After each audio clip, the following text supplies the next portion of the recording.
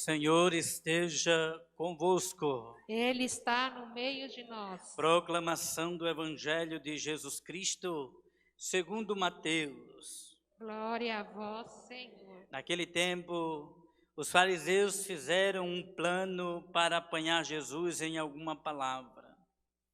Então mandaram os seus discípulos, junto com alguns do partido de Herodes, para dizerem a Jesus: Mestre, sabemos que és verdadeiro e que de fato ensinas o caminho de Deus.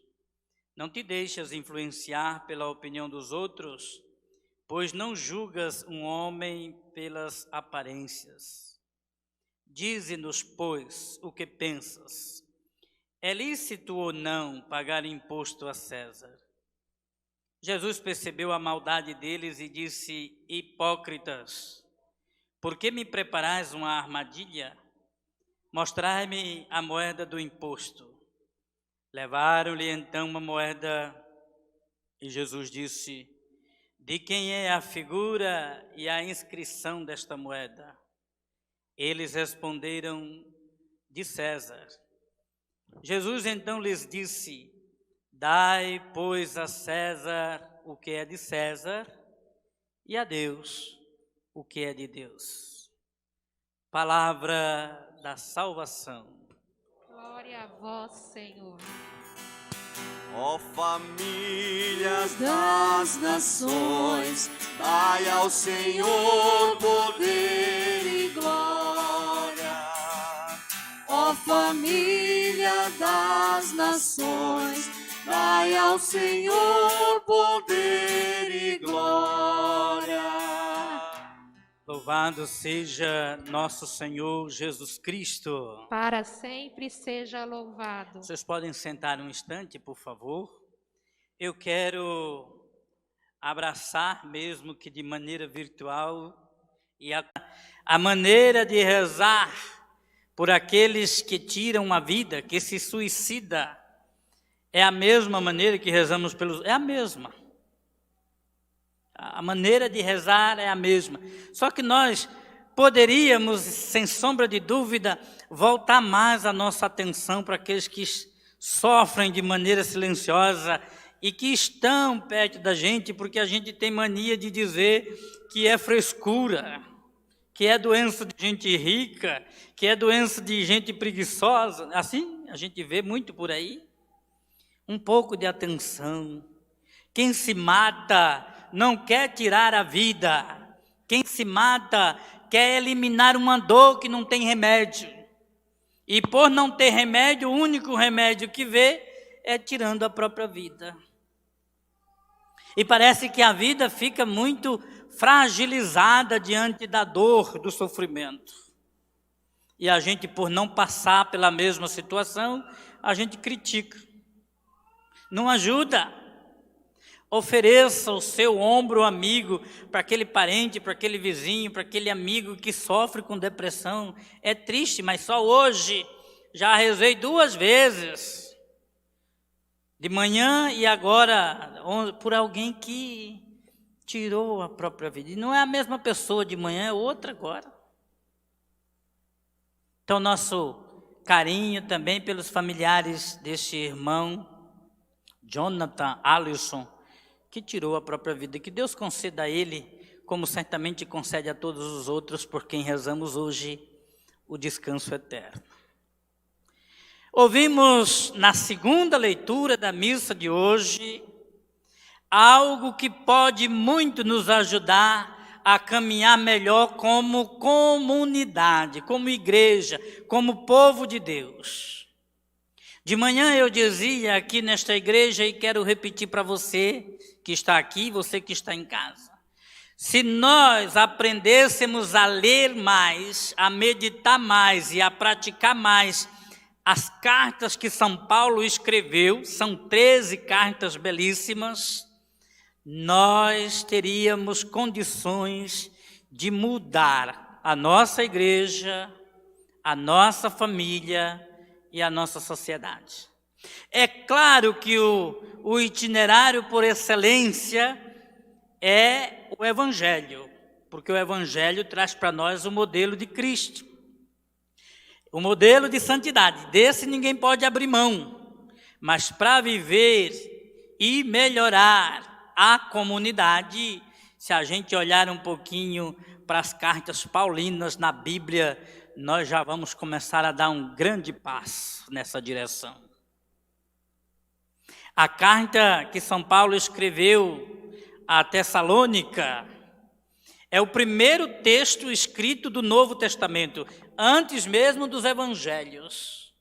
E eu quero chamar a atenção para 3 coisas que Paulo coloca no Evangelho de hoje, ou melhor, na segunda leitura de hoje.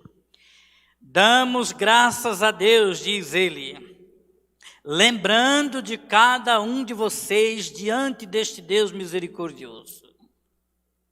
Você já imaginou? Se cada um de nós que está aqui nesta missa voltar para casa com isso aqui presente na nossa vida e tendo a disposição para rezar um pelo outro. Aqui nós temos 150 pessoas, sem contar você que está em casa, que deve estar aí, se não na mesma proporção, se aproximando. É muita gente rezando um pelo outro. Se você se lembrar todos os dias de manhã, de tarde, de noite, de rezar por cada um de nós aqui, você já imaginou quanta oração chegando aos olhos de Deus, uns pelos outros? Mas parece que a gente reza no domingo, se der certo domingo a gente volta a reza de novo. Se não der, olha, você cuida da sua vida, eu cuido da minha, você reza por você que eu rezo por mim, e aí a gente só se lembra de pedir oração ao outro quando está doente, quando morre alguém da família, quando tem alguém desempregado. É dever moral da comunidade rezar um pelo outro enquanto caminha. Nós formamos o mesmo corpo. E se um membro sofre, todo o corpo sofre junto. Se um membro se alegra, se um membro é feliz, todo o corpo é feliz junto. São Paulo vai além. Diante de Deus, nosso Pai, recordamos sem cessar a atuação da vossa fé. Gente, é importantíssimo a fé da gente. A fé nos coloca numa proximidade, numa intimidade de Deus. A nossa fé faz a gente rezar de fato com o coração. De vez em quando a gente encontra umas pessoas por aí, não é vocês não, viu? É na igreja da China. Ai não, porque tem que lembrar da China, né? A gente encontra umas pessoas que dizem, padre, faz uma oraçãozinha para mim. Olha, que dá vontade de... Oraçãozinha é para quem tem fezinha. Mas eu já vi padre dizer, vou rezar uma missinha. Isso é uma vergonha. Quem tem fé não é homem, mulher de oraçãozinha, de missinha. É homem, mulher de fé, de oração, de missa, de eucaristia, de Cristo total na vida, não é de coisinha miúda. Outra coisa que eu não gosto também é quando me pede para benzer. Benze meu terço. Eu não sou benzedeira. Pede para abençoar, que a gente invoca a bênção de Deus sobre os seus olhos. Não me venha com essa história de benze meu terço, benze minha água, benze... tomar banho. É abençoar, nós estamos aqui para abençoar, porque nós temos fé, e uma fé atuante, porque a fé que não atua é morta, e fé morta não serve para nada. Consegue compreender? É fé praticada, é fé colocada ali em favor dos irmãos. Não é uma fé intimista, minha fé, olha, como eu sou santo, rezo, peço a Deus. É fé que atua, é fé que mobiliza, é fé que vai ao encontro do outro. Eu agradeço a Deus pela atuação da vossa fé, o esforço da vossa caridade. Portanto, a prática da caridade, a prática do amor é um esforço constante. Se a gente não se esforça, a gente mata a nossa fé, porque não praticou a caridade. E São Paulo louva a Deus pela atuação da fé, pelo esforço da caridade e pela firmeza na esperança. Gente, essas três realidades não podem ser vividas separadamente. Eu vivo a fé e pronto, esqueço a caridade e a esperança. Ou eu espero em Deus, mas não tenho fé e nem quero praticar caridade. Não dá, as três coisas caminham juntas aqui. Fé, esperança e amor. E São Paulo vai dizer na primeira carta aos Coríntios, de tudo isso, diante de Deus, prevalece o amor. Isso que nós devemos fazer na nossa caminhada de fé também.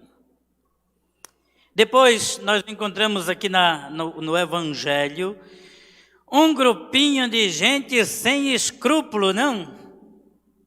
Vocês estão acompanhando aí recentemente os evangelhos dos domingos aqui, e vocês têm percebido como Deus cuida de nós.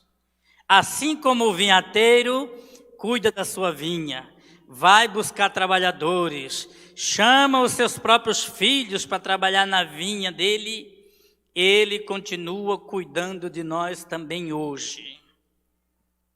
E um grupo de fariseus, de herodianos, se aproximam de Jesus com a mesma tentação que o diabo se aproximou no deserto.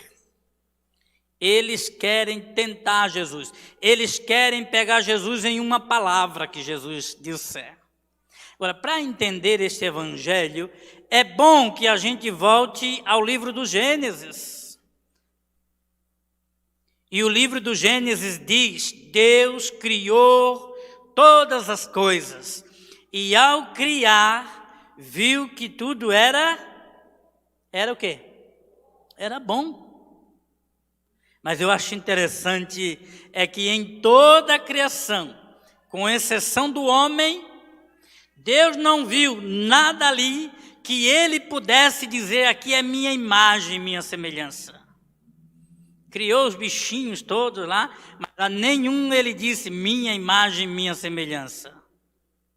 Ele criou o homem, portanto, nós somos a plenitude da criação de Deus.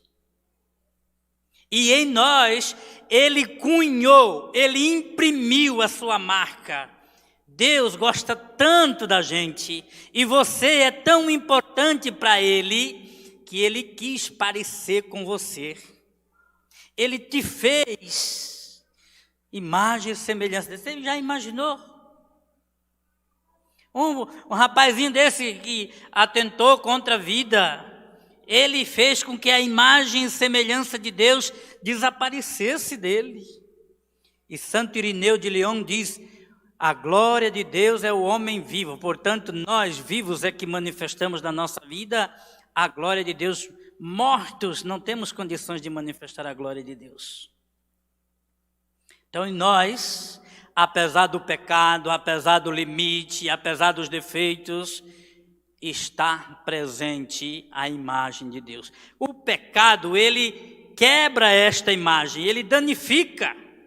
Você que gosta de tomar uma cervejinha e depois vender a latinha. Tem gente que gosta de vender latinha de cerveja aqui. Ah, padre, isso é para pobre, nós somos ricos, né? Mas quando bebe uma cervejinha e depois pisa em cima da lata, ela fica... Toda vez que nós pecamos, nós fazemos com a imagem e semelhança de Deus presente em nós, isso que nós fazemos com a latinha. Porque o que mais agrada o diabo é quando a gente comete um pecado, que a gente faz isso com a imagem de Deus. E o que o diabo mais quer é pegar essa imagem de Deus toda deturpada e jogar diante de Deus e dizer a ele: olha aí, no que a tua imagem se transformou. Então eu com os meus pecados, com os meus limites, com os meus defeitos, sou imagem e semelhança de Deus. Portanto, meus irmãos, nenhum de nós tem o direito de tratar o outro como animal, de chamá-lo de animal, de compará-lo com animal. Você veja, quando a gente escuta alguma pessoa chamando outra de animal, é sempre com um animal grande.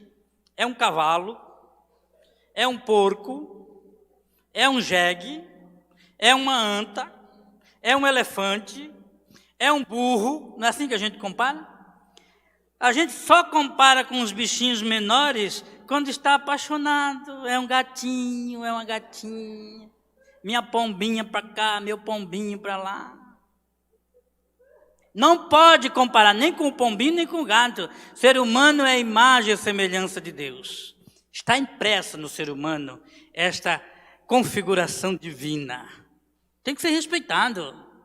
Pode ser o pior do mundo. Nele está a imagem e semelhança de Deus.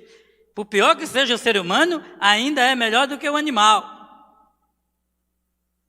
Porque o ser humano, por pior que seja, pode passar por uma conversão, mudar de vida, se tornar um homem ou uma mulher dignos. Então agora a gente pode olhar o Evangelho. Eles chegam diante de Jesus e perguntam, faz um elogio bonito, bacana. É permitido ou não é permitido pagar imposto a César? Ora, o povo do tempo de Jesus vivia como nós vivemos hoje, pagando altas taxas de impostos. Você compra um pacote de arroz para trazer aqui na igreja, metade do valor do arroz é pago de impostos. Para no posto para abastecer o seu carro, metade do valor pago é de imposto do combustível. Se a gente ainda pagasse o imposto e visse esses impostos sendo aplicados na vida do ser humano, na vida da nação, do povo, vamos pagar com tranquilidade. Nós temos uma catequista, a Isabel, daqui a pouco ela vai falar aqui para vocês. Ela está internada desde o dia 15 de setembro no Hospital Santa Marcelina. Como eu queria que tivesse alguém administrando Santa Marcelina me escutando agora. Ela está lá internada desde o dia 15 de setembro, esperando uma cirurgia da coluna. E até agora nada. E detalhe, quando ela ficou doente, o médico disse, se não fizer a cirurgia logo, você vai perder os movimentos. E a Isabel está lá no hospital, só faz isso com os dedinhos de um pé. Não tem movimento. Vai tomar banho, alguém que dá, enfim. Agora, e o dinheiro dos nossos impostos, sabe onde vai? Na cueca do senador. E ainda, pensando nisso, tem gente que conta dinheiro molhando a mão na saliva. Sabe onde esse dinheiro passou? A mulherada guarda dinheiro aqui, né? E a gente pega naquilo. Se a gente pagasse o imposto e visse ele sendo aplicado, tranquilo. A gente até pagaria. Tivesse escola, moradia, segurança. Estão dizendo aí, um prefeitinho, um candidato a prefeito de São Paulo, que tem que trazer as empresas para a periferia. E quem garante a segurança das empresas na periferia? Dá uma revolta na gente, mas o Evangelho pede para a gente ficar calminho, viu? Agora, o povo lá do tempo de Jesus está passando por isso. E os abutres de Jesus, né? Querem pegar ele numa palavra. Vamos pegar Jesus aqui. Ele não tem escapatória. Se ele disser que tem que pagar o imposto a César, ele está contra esse povo todo. Se ele disser que não tem que pagar o imposto a César, então ele está contra César, o imperador. Então a gente pega ele, põe na cruz e mata. Não tem saída para Jesus. E Jesus, na sua imensa sabedoria, chama eles de uma palavra que eu não quero para mim e nem para nenhum de vocês. Hipócritas. Essa palavra é dura demais. O comportamento não condiz com a maneira com que fala. Então Jesus diz a eles de quem é a inscrição e a imagem cunhadas na moeda. É de César. Pois então, se é de César, dê a César o que é de César. Dele é esta moeda. Dá a ele. Agora dê a Deus o que é de Deus. Agora nós vamos lá para o livro do Gênesis. Em nós está cunhado o quê? A imagem e a semelhança de Deus. Portanto, nós pertencemos a Deus. E não a esse ou aquele governador, não a esse ou aquele imperador. em nós está impressa a imagem e a semelhança de Deus. Portanto, minha gente, nós somos imagem e semelhanças de Deus. Portanto, propriedade dele. E se alguém massacra a gente, se alguém nos faz sofrer o próprio Deus. Dai, pois, a César a moeda que é dele, e a Deus a vida do povo. É bonito esse evangelho, viu? Se a gente parar e pensar direitinho, jamais a gente faz alguém, imagem e semelhança de Deus, sofrer.